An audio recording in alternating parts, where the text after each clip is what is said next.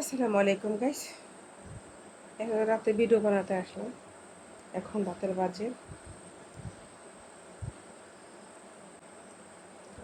বাজে অনেক রাত। তো ঘুম আসছে না, তো ভিডিও বানাতে আসলাম, তো ভিডিও বানাই। কারণ আমার তো দিনের বেলা ভিডিও বানাইলো এই স্ট্যান্ডে রেখে তারপর ভিডিও বানাইতে হয়, তো রাতের বেলায় ভালো কটা ভিডিও বানাই। তো যার জন্য ভিডিও বানানো, অনেক মুরব্বীরা এবং এলাকার অনেক লোকজন এবং অনেক বন্ধু বান্ধব আমাকে বলে, আপনি একটা বিয়ে করেন, আপনার বিয়ে করা উচিত, একা থাকা উচিত না, ছেলের 10 বছর বয়স হয়ে গেছে, সেটারে পালার জন্য তো বিয়ে করেন, এখন আপনি বিয়ে করেন। তো মুখেতে বলা কিন্তু অনেক সহজ, কাজে করা কিন্তু খুব কঠিন একটা বিষয়। আমি বিয়ে করব, ঠিক আছে, আপনি আমাকে বিয়ে করতে বলেন, বিয়ে করা উচিত, এটা আমিও জানি যে আমার বিয়েটা করা উচিত।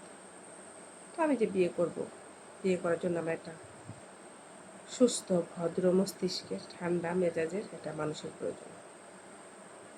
আমার মেজাজ কিন্তু গরম, আমার হট মেজাজ। তো হট মেজাজের সাথে যদি একজন কোনো হট মেজাজি লোক আইসা যদি বলবে, বলবে না। তো ঠান্ডা মেজাজে একটা লোকের আমার প্রয়োজন। আর সবচেয়ে বড় কথা, আমি কিন্তু আমার বাপ দাদা 14 গোষ্ঠী বড় লোক, আমার কোনো আশা চায় না। আমি একটা মেয়ে মানুষ, যতটুকু সম্পত্তি ভাগ পাইছি আমি কিন্তু খরচ করে খাইতেছি। 10টা বছর দেশের চারি নিয়ে চলতেছি, আমার কিন্তু ইনকাম নেই। সেখান থেকে বাংতাছি, লুটপাট করতেছি, যেমন সেটাই করতেছি, তাই না? তো আমি বিয়ে করলে আমার ওরকম একটা মানুষকে বিয়ে করা উচিত যে নাকি কামাই সুদ, আর যে নাকি আমাকে পরিপূর্ণ রাখতে পারবে।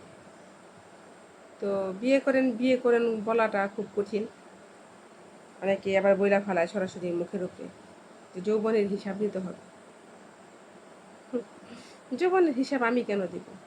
যে নাকি আমার যৌবনটাকে হাতে নিছিল এবং বলছিল যে আমার দায়িত্ব নিল, যৌবনের হিসাব দিবে সে, আমি তো দিব না। কারণ আমি তো আমার যৌবনটা তাকে সঁপে দিছিলাম। কারণ সে আমাকে ফালাই দিয়ে গেছে, আমি কিন্তু তাকে ফালাইনি। আর সে ফালাই দিয়ে যাওয়ার কারণ সে অন্য কাউকে ভালোবাসত।